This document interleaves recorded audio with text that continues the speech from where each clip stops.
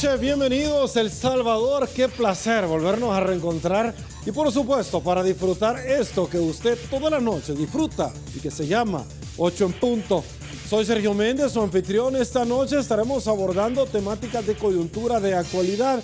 Hablaremos, por supuesto, señores, sobre la reciente resolución de la Cámara Segunda de lo Civil de la jurisdicción de San Salvador, donde determinó que el señor Funes, en efecto, es culpable de enriquecimiento ilícito. Estaremos hablando, por supuesto, sobre la situación delincuencial que vive nuestro país. También, entre otros tópicos, el doctor Omar Pastor está con nosotros, ya lo habíamos adelantado, al igual que el licenciado Ulises de Dios Guzmán. Con ellos estaremos analizando temas de coyuntura. Me desplazo rápidamente, producción. Acompáñame con la pregunta que colgamos en las redes sociales para que nos acompañe participando. Dice así: en su opinión, ¿la corrupción en el órgano judicial de nuestro país ha disminuido o ha aumentado en la actualidad? Un 5% ha disminuido. Órgano judicial, escuchen por favor para que después no se enojen con Sergio Méndez y que le manden a decir, magistrados, que los estoy desafiando. La percepción de la gente, no del Departamento de Estado de los Estados Unidos, que dice que el primer lugar de corrupción se lo lleva año con año, tipo Cristiano Ronaldo y Messi, el órgano judicial. Un 68 piensa eso. 27, todo sigue igual, 104 votos, sin haber iniciado la entrevista 8 en punto. Permítame, señores, y es que para que nunca cambie lo mejor del Salvador, nosotros estamos cambiando por ti. Este primer segmento de la entrevista 8 en punto es presentado gracias a Banco Agrícola.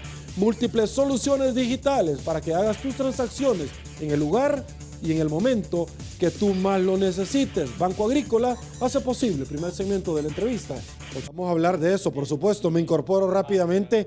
Nosotros acá empezamos a conversar con nuestros invitados. Licenciado Ulises de Dios Guzmán, muchísimas gracias por acompañarnos. Es un gran gusto. El gusto es mío. Un gusto estar contigo y con el auténtico pastor. El doctor Omar Pastor. Doctor Omar Pastor, bienvenido. Muchísimas gracias por acompañarnos. Gracias. No hallaba el camino. No hallaba el camino. Sí, ya me había perdido porque ya días no venía por aquí. Cuidado con el alcotés, porque eso de no hallar el camino es complicado. Caballeros, antes de iniciar, lamentablemente debo de dar un pésame, no solamente a nombre de su servidor, sino que a nombre de toda la familia de Canal 33, 8 en punto, y es que nos solidarizamos ante el dolor que vive la pesarada familia de Edgar López Beltrán, el pastor Toby. Como cariñosamente le conocimos muchísimas personas, una persona que ha fallecido este día y que ha sido llamada a la presencia de nuestro Creador. Una persona que deja un legado importantísimo, no solamente en la congregación que nosotros podemos estar viendo en imágenes en el tabernáculo bíblico Amigos de Israel, y que las diferentes manifestaciones de cariño, de ofrendas, y que por supuesto nosotros estamos solidariamente abrazando a esta familia para que siga el legado, que es el mejor regalo que le pueden dar a una persona que dedicó a su manera su vida precisamente al servicio de Dios. Desde aquí, para todos ustedes, para todos ellos, vayan nuestras condolencias y por supuesto abracemos la promesa de Dios que un día todos vamos a estar juntos. Es decir, no quiero crear falsas expectativas, no todos. Aquellos políticos, abogados y periodistas delincuentes no van a estar ahí. Desde ya le doy la noticia. Busque la Biblia para que después no diga que este es un tema personal. Perdón, magistrados y jueces también ingresan en esa dinámica.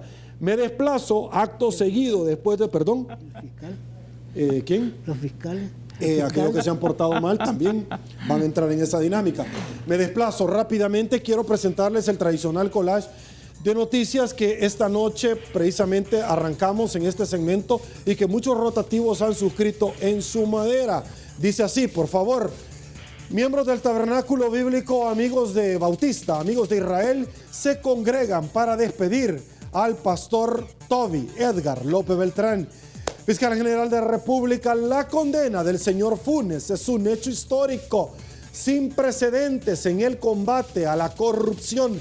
embajadora de los Estados Unidos, asegura que siempre apoyará la lucha contra la corrupción, venga de donde venga. Fiscalía apelará monto de enriquecimiento de Mauricio Funes y sobreseimiento de Banda Piñato. Tribunal de Ética exige al presidente de la Asamblea Legislativa, Guillermo Gallegos, que explique $500,000 que le entregó a la asociación donde se encuentra su esposa. Adán Salazar, señores, Chepe Diablo, seguirá proceso judicial en libertad y saldrá de Sacatrás en las próximas horas. De esto vamos a hablar también. Fiscalía de Suiza congela cuentas del prófugo empresario salvadoreño Enrique Raiz.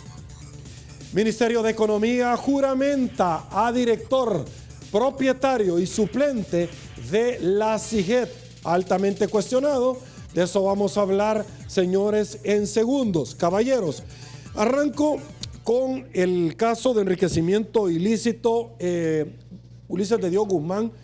Hay varios temas que a mí me llaman muchísimo la atención, y es que hace mucho tiempo allá en el Ramón de Carranza, en la Tacita de Plata, donde Jorge el Mágico González se desplazó como aquellas tribunas al mejor estilo de Milan, luciendo sus mejores prendas, dejando boquiabierto a un montón de gente, que más tarde el ministro Rubén Rochi firmó un acuerdo en la indumentaria del Cádiz diciendo El Salvador impresionante. Parece que ese término lo tendríamos que acuñar ahora, porque la resolución de la Cámara en torno al enriquecimiento ilícito se da por únicamente $200,000. $200,000 para el expresidente y también un poco más de $200,000 para el hijo. Perfecto. Me llama muchísimo la atención por varios temas. Uno, los 3 millones del señor Salume no los declaró, ni en Hacienda, que tuvo que haber mandado solicitud a la Fiscalía, ni tampoco en los órganos de prueba que presentó en el enriquecimiento ilícito. Número uno. Número dos, me llama muchísimo la atención las palabras del ex dignatario, que yo no sé si tiene a una persona cerquita que le pueda soplar, como cuando le estaban dando copia en el colegio, y él dice: no me demostró la Fiscalía que yo usé o obtuve fondos del gobierno. Yo no sé qué parte no entiende. Hay que tener una medianía de conocimiento para entender que la ley de enriquecimiento ilícito tiene su fuente en la Constitución. La pregunta es, ¿cómo una persona así pudo haber llegado a ser presidente con un craso desconocimiento de nuestro país? No se necesitan fondos públicos. Simple y sencillamente lo que le están diciendo es dónde sacó ese dinero, si hubo mordida de algún proyecto que entregó, etcétera. Le doy la noticia porque sé que noche tras noche es el televidente número 1 de 8 en punto. Número 2, esto va dirigido, la voluntad del legislador, a regular el ejercicio de la función pública, pero condenan al hijo, pero no condenan a la ex primera dama. Y la ex primera dama no tenía un sueldo. Y dice: mi esposo me la pagó. ¿No sería este el argumento favorito de la esposa de un marero para decir: el marero me lo pagó? Sería lo usted, mismo, por favor. sería lo mismo. Okay, existiría la misma causa de excusa aplicable a la cónyuge del marero.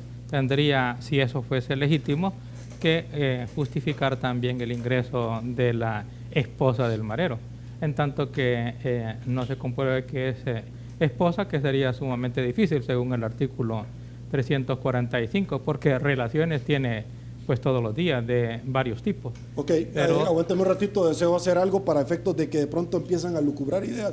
Estoy poniendo 2 ejemplos, no las estoy comparando, para que quede bien claro, porque me merecen respeto ambas personas. Sí, yo también ilustraba el axioma que existe en derecho, donde existe la misma disposición, donde existe la misma causa, debe existir la misma disposición, que eso, digo, es lo que se puede prever o sacar de esa sentencia. Pero mira, de la sala de la Cámara.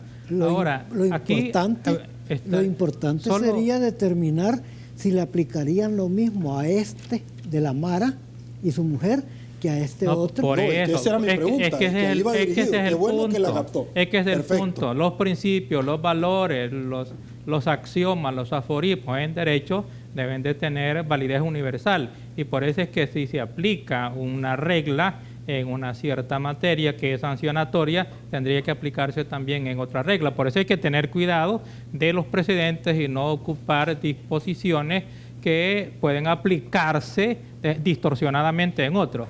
Ahora, con relación a quienes condenan y a quienes no, hay que partir de lo que establece la Constitución, porque la Constitución establece, en primer lugar, que la materia de probidad es aplicable a los funcionarios públicos.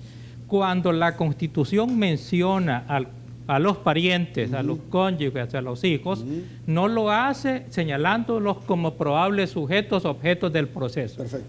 No lo hace así, sino que dice, habla siempre de medir el enriquecimiento ilícito del funcionario, comparando la declaración entrante con la declaración saliente, y agrega que para poder determinar el probable enriquecimiento del funcionario debe de tomarse en cuenta el patrimonio de la cónyuge y de los hijos, para medir el enriquecimiento. Lo que quiero señalar es que eso significa que el enriquecimiento que pudo haber tenido la cónyuge y los hijos no es para que ellos sean los sujetos en contra de quienes se dirige el proceso, sino para medir si el funcionario se enriqueció tomando en cuenta lo que se enriquecieron sus parientes. Te interrumpí por lo siguiente. Está claro que un pandillero no puede ser funcionario y que no se le aplicaría el enriquecimiento ilícito. Pero ahí vamos. Entonces, ¿qué sucede si a una niña le encuentran $10,000 y son producto de la renta que su marido cobra? ¿Van los dos? Ella vive con él, pero no es de la misma familia. Entonces, el punto sería, ¿crees tú que le aplicarían la misma norma en el sentido de que ella diga, no, es que a mí mi marido me los dio para que los tuviera guardados, si a ella se los encontraron? Sí. O el sueldo ese es el punto. O el sueldo de un presidente eran 4.500, pero a mí me pagó tarjetas o montos por más de tal cantidad. ¿De dónde salía? No, yo no sé. Interesante, ¿eh? Por eso es que lo es como aquella que estaba en la vicepresidencia y solo vio pasar el dinero y ella nunca se dio cuenta de nada. Bueno, por eso es que es cuestionable la aplicación de esa regla al señor Saca, sí. Doña Ana Vilma. Más o menos por ahí anda. Por eso es cuestionable la aplicación, porque se puede distorsionar. Pero yo sí quiero rescatar que realmente la cónyuge y los hijos no deben de ser objeto de. Ahora, si se dirige o se toma en cuenta que la cónyuge fue también funcionaria, entonces el proceso debe de dirigirse a ella directamente, no como un accesorio, porque no hay accesorios en el proceso de probidad, sino que debe de dirigirse la acción directamente en contra del funcionario público. En consecuencia, no debe ni puede condenarse ni a la cónyuge ni a los hijos. Eso no significa que están exentos de toda responsabilidad, que no se les pueda procesar. El hecho de que no se les pueda procesar por probidad, eventualmente si tuviesen acciones ilícitas en ese enriquecimiento, puede existir tanto procesos civiles como también procesos penales, dependiendo de la actuación que hayan tenido. Certificó la Cámara a la Fiscalía para que inicie acto seguido el proceso penal en contra del señor Funes. Quiero decir varias situaciones. La primera de ellos es, quiero darle la noticia que existen los elementos y todas las instancias correspondientes, y él manifestó que va a apelar. Magnífico. Desde ya, ¿quién conoce la apelación, señores? Aquí se produce voy a tratar de desaprender un poquito. ¿Quién conoce? Yo lo sé que esa es una pregunta maliciosa tuya, pero maliciosa en el sentido de inquiriente. Sí. ¿Verdad? ¿Quién conocería y también voy a aprovechar para señalar una inconstitucionalidad de ese mismo tipo de proceso. Okay. ¿Por qué razón? Porque ese proceso comienza con una decisión que es una presunción de enriquecimiento ilícito, valga decir, presunción de culpabilidad única que existe en la Constitución, tomada por la Corte Suprema de Justicia. Y esa Corte Suprema de Justicia le ordena a un tribunal inferior, inicie usted proceso. ¿Con qué? Con la resolución que es presunción de culpabilidad. El tribunal inferior ya no tiene entonces independencia porque el superior le ha ordenado que inicie el proceso. Ahora, con relación a la apelación, ahí comienzan a complicarse las cosas, porque la apelación, como ha conocido la Cámara en primera instancia, lo conoce la Sala de lo Civil, y los magistrados de la Sala de lo Civil formaron parte del Pleno que tomó la decisión de esa presunción de culpabilidad. Y por tanto todos deben de abstenerse, y si no serían recusados. Y después subiría eventualmente en una posible casación hasta el Pleno de la Corte Suprema de Justicia, en donde están todos los que tomaron decisión, y entonces todos tendrían que abstenerse, y entonces tendrían que entrar suplentes, y probablemente ya hasta ese nivel quizás ni magistrado suficiente haya para conocer de ese proceso, de ese recurso de casación. Hay que distinguir también el proceso civil, que es una cosa que es lo que has planteado. De acuerdo.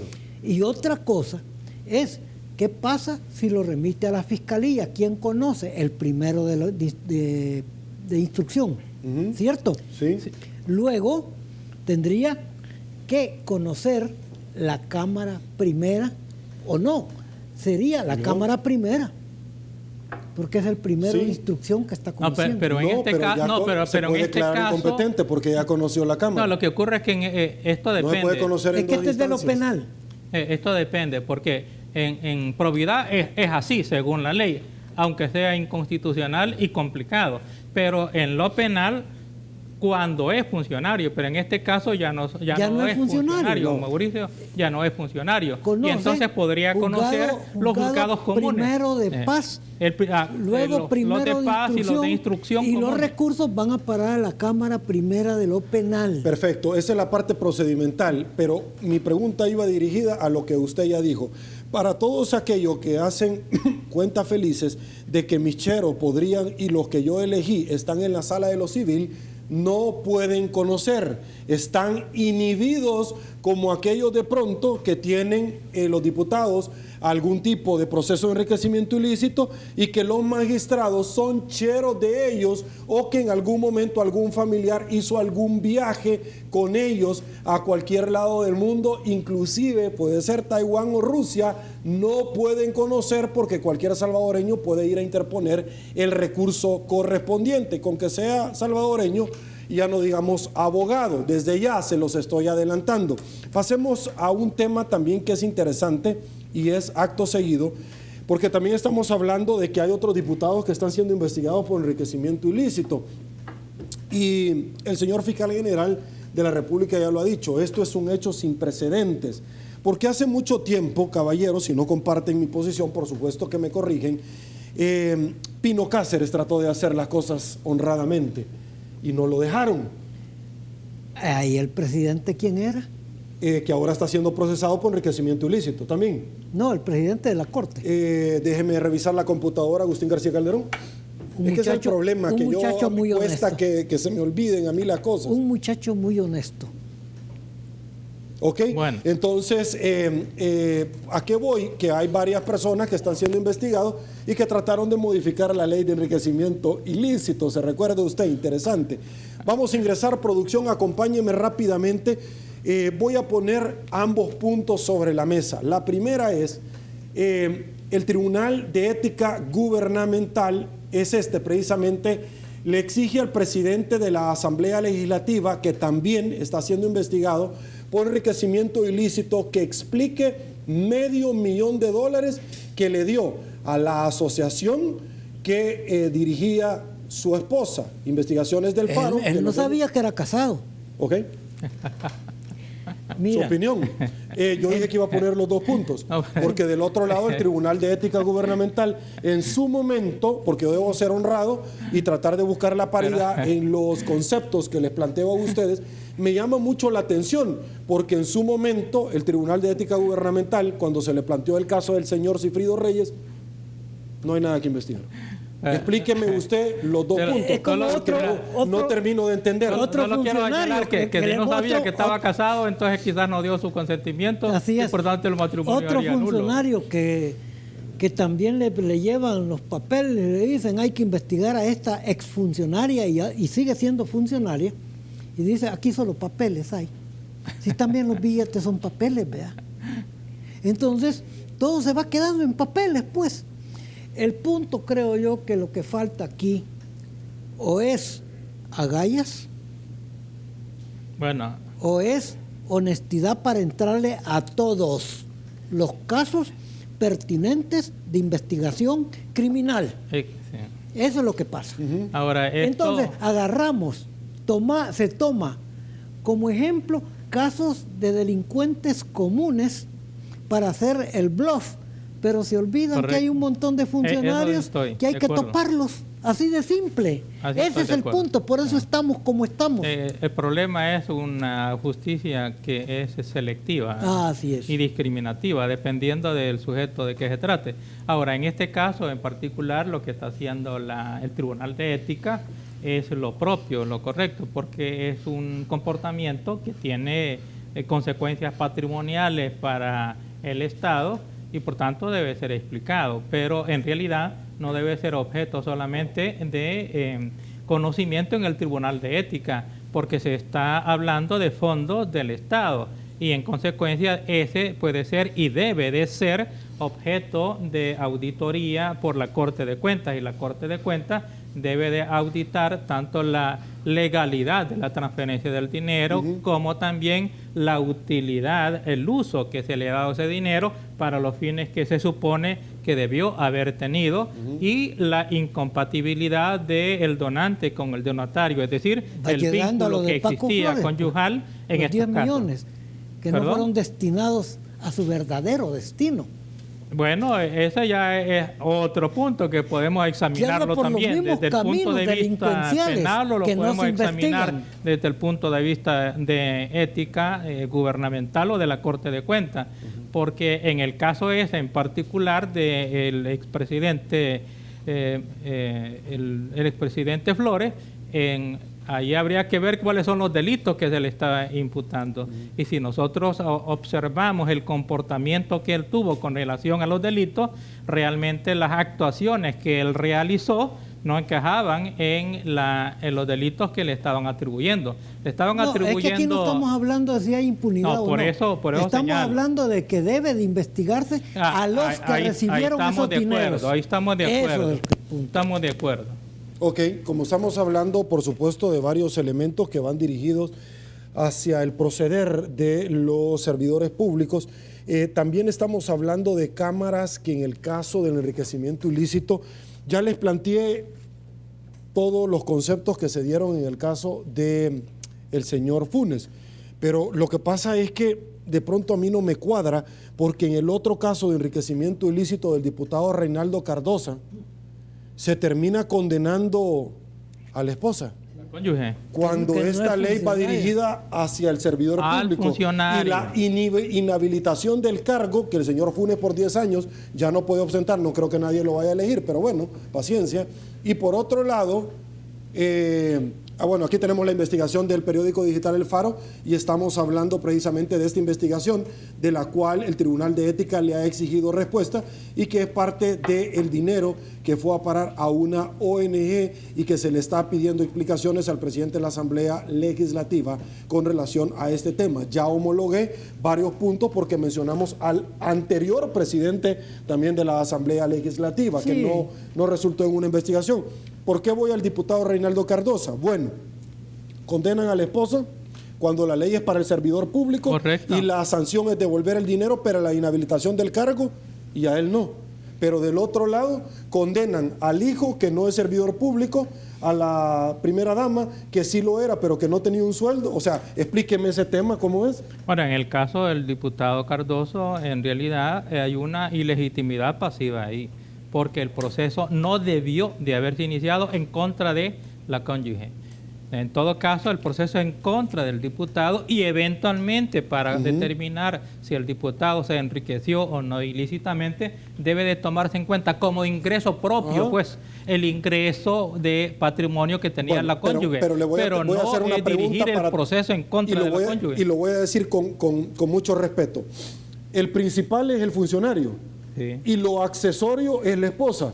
¿cómo es que... Pero en el proceso no, porque el proceso ni siquiera es accesorio. De acuerdo. Es un extraño. Y estoy completamente... Pero para que la gente vaya entendiendo, ¿cómo es que termina sancionando? ¿Cómo es que termina usted condenando a lo accesorio, pero no a lo principal? O sea, explíqueme eso, si se puede. No hay explicación. Ok, perfecto. No hay explicación. No puede condenar al extraño contra quien no debió de haberse dirigido la acción. Otra cosa que yo no entiendo. Le dan 3 meses a un funcionario para que explique, para que justifique cantidad de dinero de 2 milloncitos por ahí. Y pasaron eso también son precedentes que pasaron 3 meses, ya vamos con el 5.º mes y no se dice nada al respecto. ¿Cómo es eso, por Dios santo? Pero los precedentes son complicados. ¿Por qué razón? Bueno, si la ley ya establece cuánto es el tiempo que debe darle al funcionario para que subsane las prevenciones. Ahora, la pregunta es, desde el punto de vista de lógica jurídica, ¿puede el Tribunal Supremo, porque es supremo, conceder un plazo que no está establecido y autorizado en la ley? No puede ir más allá de lo que la ley le franquea a un funcionario. Puede. Principio de reserva. ¿Ok? Vamos con otros temas, porque ciertamente tenemos en el tintero y queremos aprovecharlos al máximo. Me piden la primera pausa comercial. Sin embargo, recuerde que en Facebook nosotros seguimos conversando con nuestros invitados. Sintonícenos. Pausa, volvemos.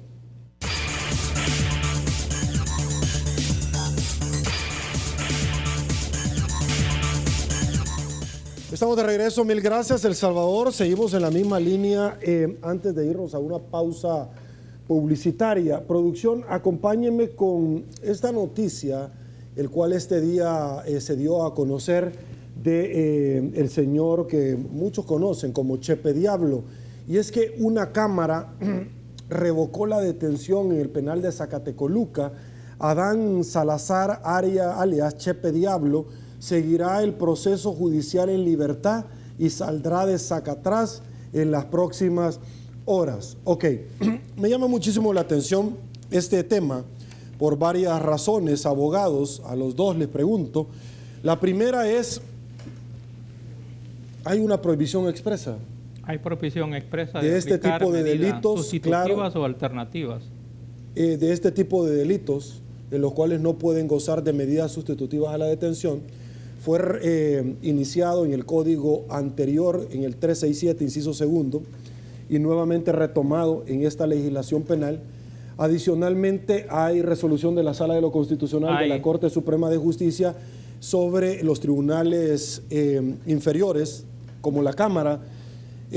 La Cámara ahora resuelve, doctor Pastor, licenciado Ulises de Dios Guzmán, que se le va a poner una caución económica de $100,000, va a remitir el pasaporte cuando hay una resolución de la Sala de lo Constitucional. Entonces, no sé, complicadísimo. Vemos por otro lado al expresidente Elías Antonio Saca, que no se le dan medidas.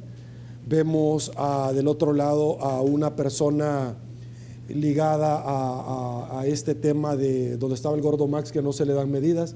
Y todos este catálogo de delitos, todos están bajo el segmento de prohibición expresa. No entiendo, cuénteme.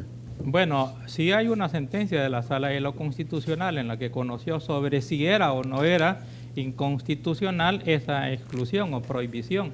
Y la Sala de lo Constitucional consideró que no era inconstitucional. Por tanto, es válido la exclusión, es decir, la prohibición expresa.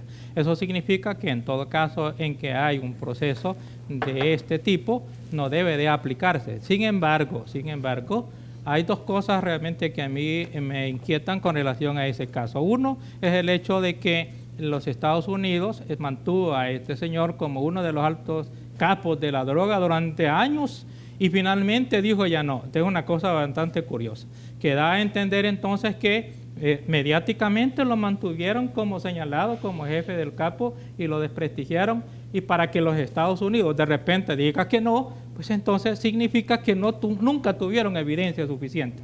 Ese es un punto. El otro es el hecho de que se ha mencionado también, no conozco bien la situación, pero se ha mencionado que años atrás lo procesaron justamente por la cantidad de delitos, por la cantidad de dinero, proveniente de ese periodo fiscal, por lo que ahí lo procesaron y le encontraron que era supuestamente evasión de impuestos, pagó. Y si fuese así, si realmente se trata del mismo periodo, entonces habría una doble persecución y al señor no debieron de haberlo procesado. Y finalmente quiero señalar nada más una confusión que se da, y es que los jueces aplican dogmáticamente esa prohibición en el sentido de que apenas aparece una palabra de algún delito de los que aparece en la prohibición, no aplican medidas sustitutivas o alternativas. Quiero señalar que realmente hay casos en los cuales aún con lavado de dinero o aún con cualquier otro delito de los que ahí menciona, cuando no aparezcan indicios suficientes como para sostener la razonabilidad de la existencia del delito o de la participación, ni siquiera debe de decretarse la detención provisional. Ok, doctor Pastor. Mira, yo tengo un punto de vista muy especial en ese sentido, que dicen que yo me disparo muchas veces. Si una persona es inocente, ¿por qué razón va a estar detenida? Es que eso es justamente lo que acaba de decir. Entonces, no, es que estamos claros en eso. Así es. Entonces, por eso es que a mí me parece que la misma sala incluso dejó en el que se podría, en ciertas circunstancias, emitir un fallo de ese tipo. Ahora bien, si vamos a suponer que es correcto lo que estoy planteando, entonces Chepe Diablo y cualquier otro podría concedérsele como se les ha concedido y todos debieran estar libres en ese sentido. Solo que si fuera por falta de indicios o evidencias razonables de cometimiento de delito, es incluso sin ninguna medida sustitutiva. Y la existencia de indicios y elementos de juicio no significa hacer propaganda en los medios. No. ¿Verdad? Estamos de acuerdo, no obstante de que funciona realmente para presionar a los jueces. Pero viene un interrogante que es importante. Aquí a Sácale le deben de conceder y a todos los que están detenidos esa medida. ¿Medidas sustitutivas? Sí. Ok, quiero poner... Espérate. Okay. 2, a cualquier otro, pero el problema viene cuando se trata de un pobre diablo, a ese no le conceden. ¿Por qué?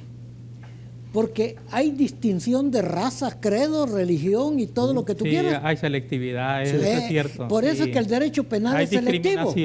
Y por tanto es inconstitucional eso que están haciendo. Perfecto. Voy a ir pasando a varios temas porque quiero hablar de la CIGED, quiero hablar acerca de las palabras del secretario del FMLN. Sin embargo, es como bien complicado. Para mí, simple y sencillamente, no solamente se debería mandar a traer a las personas, sino darle la oportunidad. Número uno. Número dos, el tema de la prohibición para mí no va, para mí es inconstitucional. Claro. Sin embargo, la sala de lo constitucional y la aplicación, incluso las modificaciones de la aplicación del control difuso, se modificó la ley de procedimientos constitucionales, para que ustedes vayan haciendo memoria, en el cual se iba a aplicar, pero se le iba a mandar noticia a la sala correspondiente. Eso es inconstitucional. Sin embargo, eso es inconstitucional. No, por eso lo he dicho, es inconstitucional. Es pero ahí está. Porque el control difuso lo convierte en control centralizado. Correcto. Entonces controlan a los jueces. Magnífico. Correcto. Qué bueno que ustedes, perfecto. ¿Y la independencia dónde qué? Entonces entenderán que para mí es inconstitucional, pero bueno, ya hay resolución y de ahí nada podemos hacer. Lo que yo quiero traer a colación es que tanto esta modificación del control difuso, tanto como la prohibición expresa de cierto catálogo de delitos, lo hizo el ministro de Justicia y Seguridad. El presidente tiene iniciativa por medio de sus ministros. El ministro en aquel entonces fue René Mario Figueroa, y el presidente que puso esto, que le está cayendo a él mismo, se llama Elías Antonio Saca. Pasemos a otro tema, es decir, si me equivoco me corrigen. Por favor, es que a mí no me gusta. Magnífico. Sigamos adelante entonces, porque a mí me gustan las cosas como bien claras. Vamos con otro tema. Producción, acompáñeme con la difusión de congelar los inmuebles del señor Enrique Reis en Suiza. Y quiero hablar de esto porque de pronto se presentó, y voy con usted, porque se presentaron posiciones de que la Fiscalía había dado la difusión roja, pero que no la querían aplicar. Ahora nos damos cuenta donde supuestamente la Fiscalía de Suiza ya congela cuentas del señor Reis. Licenciado. Bueno, hay que señalar que difusión roja sí se decretó en el juzgado aquí en El Salvador. Aquí se decretó difusión roja. Lo que ocurre es que esa fue conocida aquí en la Interpol, El Salvador, y también fue conocida en Lyon, en la central de la Interpol. Sí, en Francia. Y como existe en los estatutos, una de las excepciones de la aplicabilidad de la difusión es cuando se trate de persecuciones de naturaleza política o asuntos políticos. La Interpol Central consideró, al analizar el caso, que esta era una especie de persecución política o un caso de naturaleza política, y por eso decidió no darle aplicabilidad. Entonces la orden quedó sin eficacia. En el caso de la orden que emanó de El Salvador, no, de la orden de la difusión roja que emanó de El Salvador. Ahora ya cualquier otra cosa que pudo haber ocurrido en Suiza ya es aparte de los hechos que fueron juzgados aquí en el país. Doctor, sobre este tema también, porque quiero oír su opinión. Es que mira, yo entiendo que cuando se ordena una difusión roja y el que está recibiendo esa orden girada por un tribunal, el tribunal respectivo del lugar supuestamente del ciudadano salvadoreño, no debiera de haber excepciones en la persecución. Pero aquí simplemente dijeron no y ahí se quedó la cuestión. Entonces ahí como que hay mano peluda. Es lo que más se me ocurre a mí en este momento. No, lo que pasa es que los estatutos dan la posibilidad. Lo que pasa es que los estatutos dan la posibilidad de que la Interpol evalúe. Yo creí que hubiera mano peluda. Evalúe si la aplica o no la aplica. O sea que realmente no es que la orden del juez de la activación de la difusión roja sea obligatoriamente cumplida por parte de la Interpol si se trata de un imputado, o de la central. Si se trata de un imputado que tiene una orden de captura, que hay una difusión roja, es porque hay evidencias. Yo no conozco el proceso. Pero ¿y de quién será la mano peluda? Pero eventualmente puede ser que no sea así, o que haya manipulación de la investigación. Pero ahí está el proceso. Doctor, pero ¿de quién será la mano peluda? Si hablamos del proceso también, hay muchas ilegalidades en el proceso. La mano peluda puede provenir del imputado mismo, que tiene capacidad económica, que es un profesional, que se la sabe todas. El hecho de ¿Del que abogado puede venir? El hecho de que tenga dinero. Creo. Es que Ulises era abogado. Ulises era abogado, el señor Rice. El hecho de que tenga dinero no necesita. Lo que puede hacer es saludar a esa gente. El hecho de que tenga dinero no significa que necesariamente ha habido mala peluda. Al analizar el caso, te pongo un ejemplo.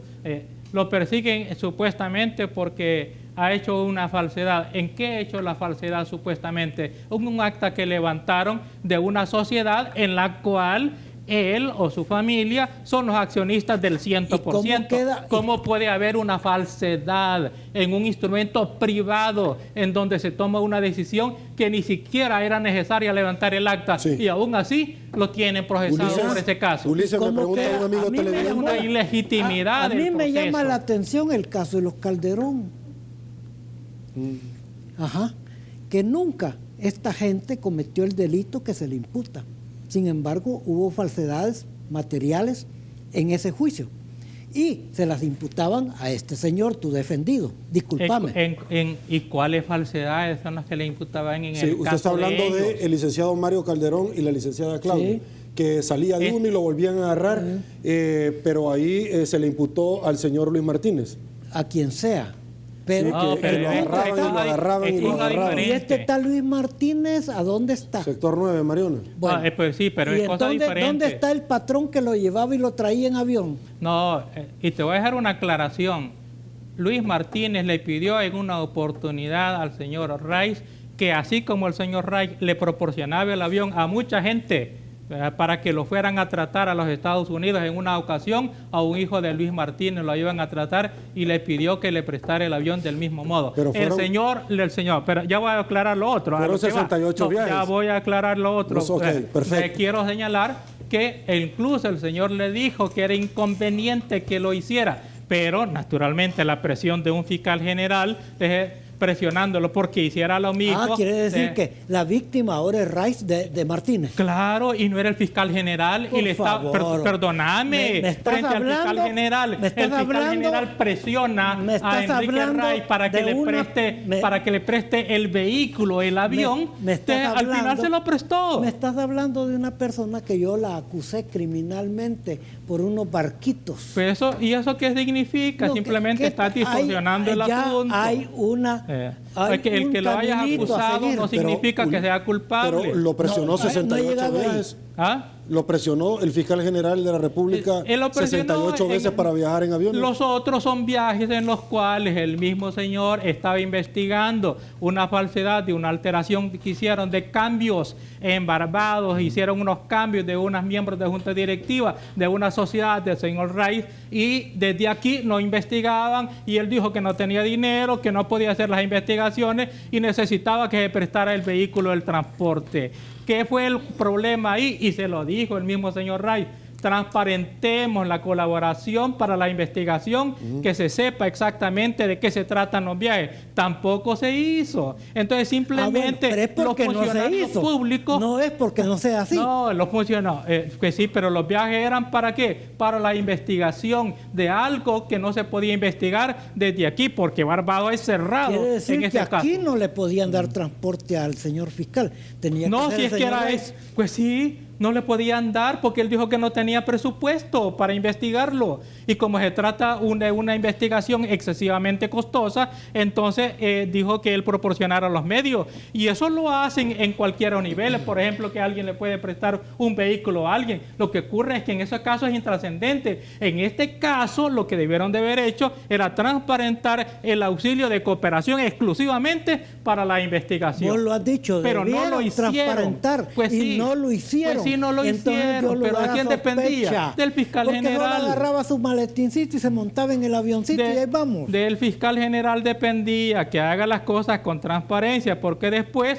aun cuando las cosas eran correctas, porque era para investigar, aún así lo terminaron confundiendo, precisamente porque la oscuridad da lugar a la sospecha de la legitimidad de los actos. Te reconozco que como defensor vas bien hasta ahora.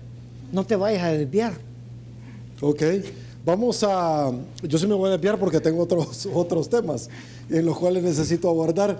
Y uno de ellos es, caballeros, la Asociación Nacional de la Empresa Privada ha denunciado una especie de fraude para la elección del señor Gregorio Sánchez Trejo como director representante de la empresa privada que dentro de esta cuota, dentro de la legislación que ya franquea dentro de la CIET. Es esto: Ministerio de Economía juramenta a director propietario y suplente de la CIET.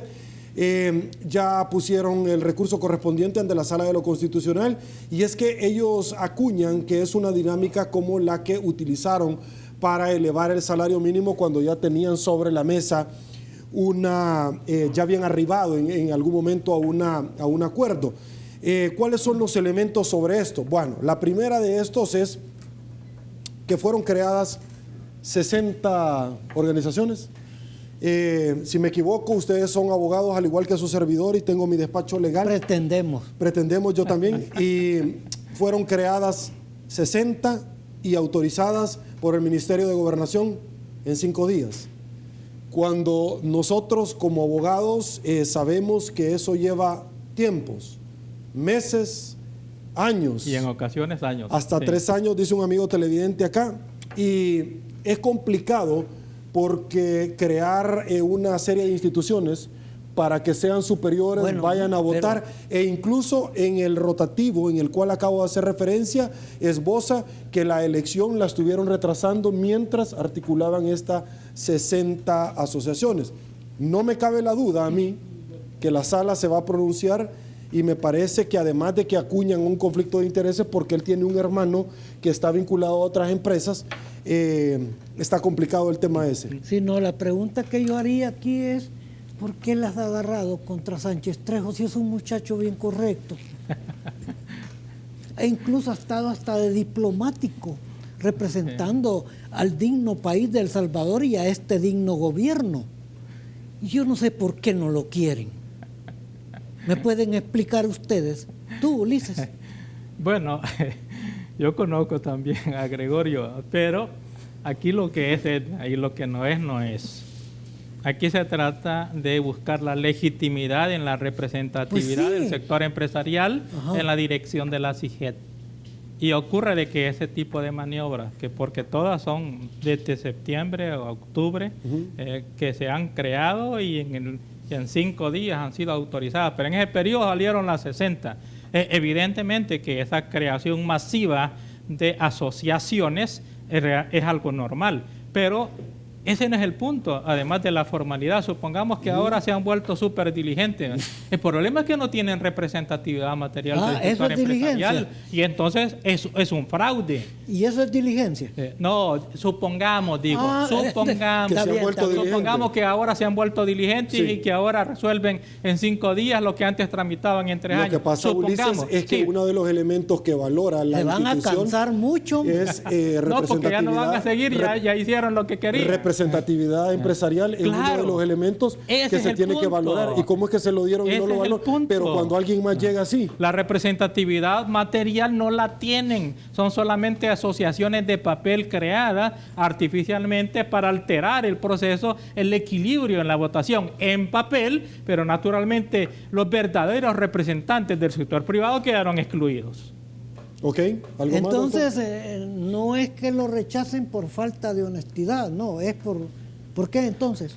Por falta de representatividad en las asociaciones que fueron creadas específicamente para alterar el equilibrio de la votación real. Entonces quiere decir que es ad hoc el nombramiento. Es ad hoc. Vaya. Sí, es ad hoc. Fue fabricado. Ok, el temor de muchas personas es el tema de generación de energía. El temor de muchas personas es el tema de las frecuencias. Sí. Y las distribuciones de la frecuencia. Lo que viene con relación. Y particularmente, claro, y particularmente porque, vamos a abordarlo en el otro segmento, el secretario del partido FMLN arremetió contra la Sala de lo Constitucional, contra los medios de la propiedad privada sobre los medios de producción. Está conectado con esto. Correcto, por eso lo estoy afirmando. Sí. Y sobre los medios de comunicación. Correcto, sí. Pausa en 8 en punto. Con eso regresamos. Vamos en Facebook. Volvemos.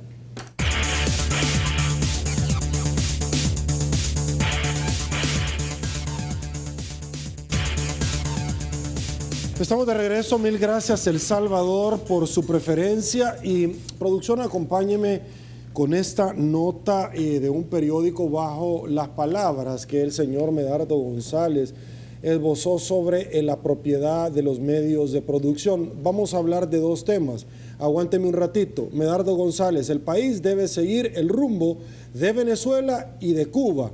Luego se refiere donde el socialismo pasan precisamente los medios de producción, deben de pasar a manos de los trabajadores. En estos países pasa a manos del Estado, ¿verdad? No de los trabajadores. Un amigo televidente me pregunta: Sergio, ¿y las empresas de Alba ya pasaron a manos también de los trabajadores? Número 1. Número 2, en este mismo discurso o palabras que esboza, arremete, porque hay que tener una medianía de conocimiento, contra el alcalde Nayib Bukele, cuando llegó a la Universidad Nacional y que tuvo una convocatoria interesante, y él reacciona en que hay personas que están tomando su discurso para vender una idea que no les corresponde, refiriéndose obviamente a él. Yo entiendo el discurso en 2 vías. La primera, política partidaria. Yo lo entiendo porque lo que se trata es de unificar el voto duro, empoderar de cara a los comicios electorales a un votante que espera y quiere recibir ese mensaje. Lo comprendo. El tema es que por el otro lado, usted le está diciendo a los empresarios: vengan, tráiganme las empresas que después yo se las voy a quitar. 1, 2, a los que están aquí, váyanse ahorita, dejen sin trabajo y no me paguen impuestos antes de que yo me pondere y llegue a quitarle las empresas. El discurso lo desgloso en esos 2 segmentos. Si me equivoco, me corrigen, por favor.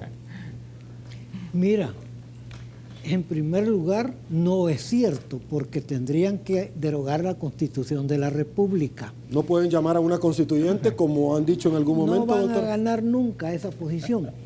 Entonces, por un lado. Por el otro lado, esto no es nada más que un mensaje ilusorio para tratar de unificar el voto duro del frente.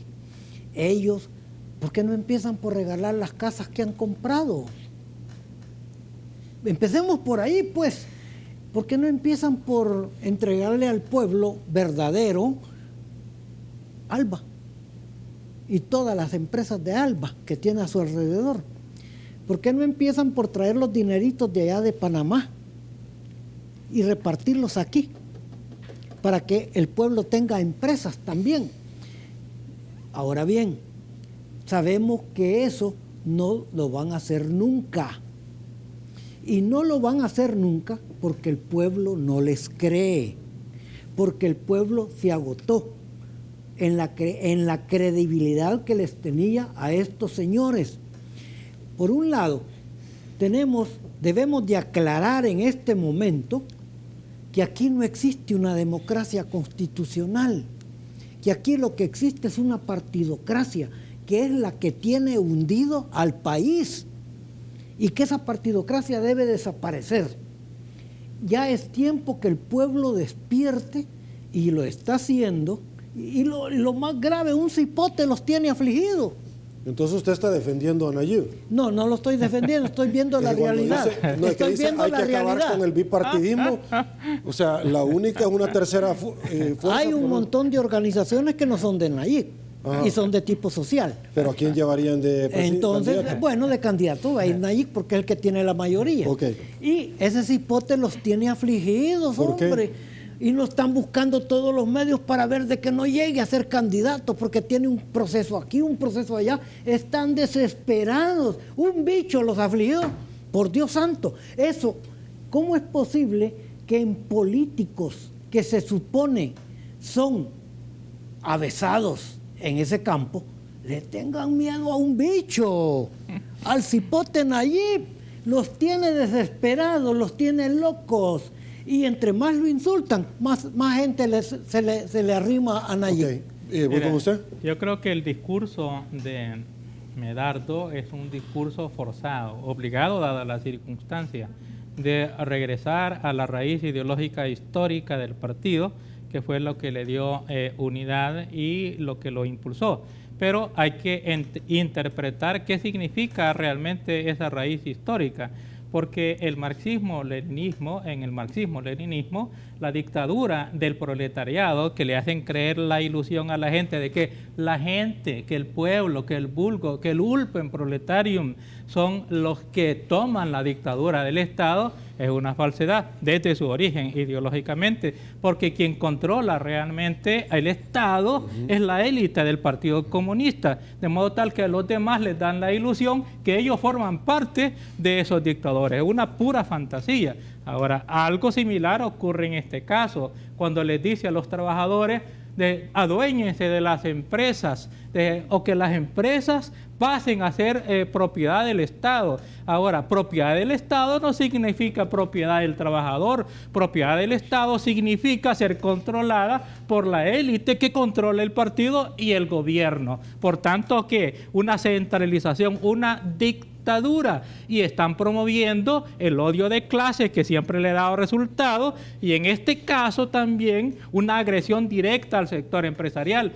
No, es que la gente, mucha gente, si le dicen que es regalado, toma cualquier cosa que supuestamente sea regalado, aunque eso significa la destrucción del sistema productivo. Y entonces ahora han caído en la contradicción que supuestamente quieren promover el desarrollo económico a través del sector empresarial contra quienes siempre han sido hostiles, pero ya el discurso es claro.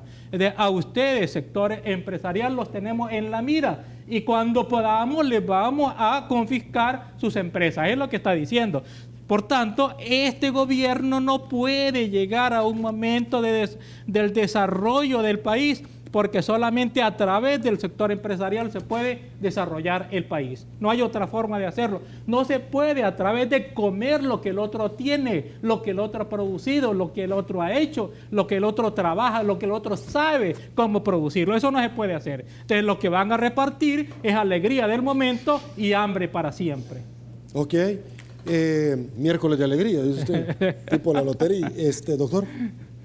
Mira, yo sigo creyendo que estos señores están hablando así, ellos bien saben que no van a lograr lo que pretenden. ¿Usted cree que no lo van a lograr o como ellos mismos dijeron, la sala de lo constitucional nos estorba? Sí, la tenemos en la mira. ¿Y qué ha pasado? No, la sala muchas veces con las resoluciones no les ha permitido llegar a feliz término. Ha sido un freno, Así es. Pero la sala ya tiene menos de un año y el partido es permanente. Y este partido puede, en estas elecciones, aún con todo y el desgaste que tiene, utilizar el poder político, el poder de partido, el poder del dinero del ALBA, el poder del gobierno, los militantes que tienen en el partido, el desorden que tienen en el Tribunal Supremo Electoral, la falta de tecnología. Pero recuerda que ellos no han hecho una declaración seria de los dineros que de los eventos electorales. Consecuentemente, ¿de dónde obtienen esos dineros? Esas contribuciones. Y por eso están exigiendo los 14 millones o 40 millones. Aquí los tiene. Tenemos en la mira a la Sala de lo Constitucional. Sí, entonces, están pidiendo los 40 millones, los dos partidos. Ese dinero adicional. El dinero principal lo tienen por los otros medios. Todo lo que tú quieras, pero es un dinero menos. Estamos de acuerdo. Entonces, ellos no van a lograr lo que pretenden, porque para eso deben de tener necesariamente 56 diputados, 56 votos para poder reformar la Constitución. No necesariamente, ni lo uno ni lo otro. No necesitan ni 56 votos y no necesitan tener esos votos para modificar la Constitución. ¿Por qué razón? Les bastaría les bastaría que hicieran perder fraudulentamente o democráticamente al Partido Arena el control de los 56, la llave de los 28 votos mínimos a través de fraude o de lo que sea, porque los otros partidos intermedios los pueden seducir con otra forma y controlar entonces una votación mayoritaria, simple o calificada. Me voy a una pausa y seguimos nosotros en Facebook con ustedes. Aguántenme un ratito, pausa, síganos.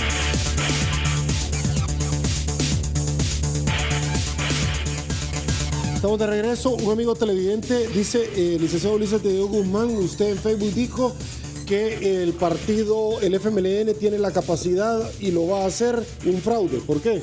Tiene la capacidad de hacer fraude, tiene el dinero, tiene el poder político, tiene la ambición y tiene la necesidad de sobrevivencia. ¿Por qué razón? Supongamos, que estoy suponiendo, que los rumores de corrupción fueran ciertos en el gobierno. Significa en consecuencia que si perdiera el poder del Ejecutivo, eventualmente los que ahora están gobernando podrían llegar a la prisión.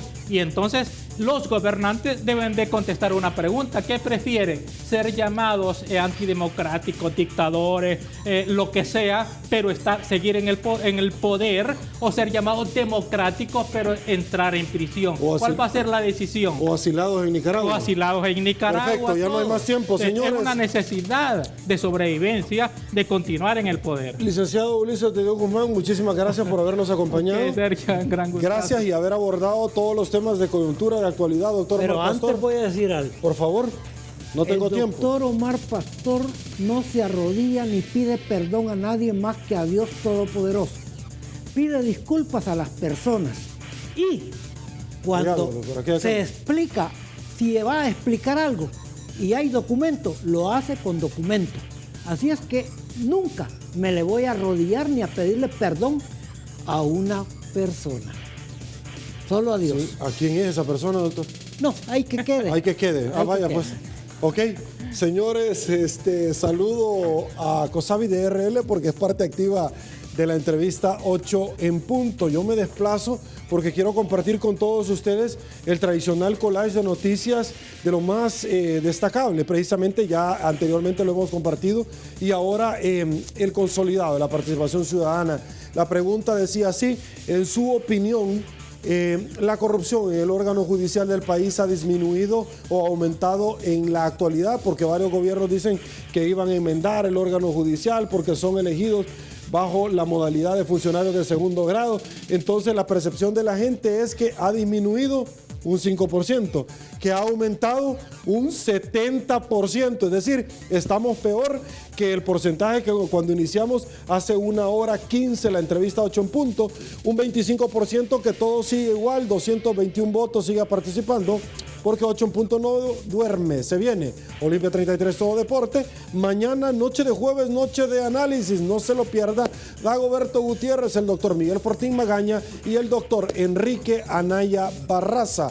Soy Sergio Méndez. Así están las cosas hoy por hoy en nuestro país. Si le gustó la entrevista, comente la mañana. Será hasta mañana. Que descanse y una vez más que el Señor los bendiga a todos.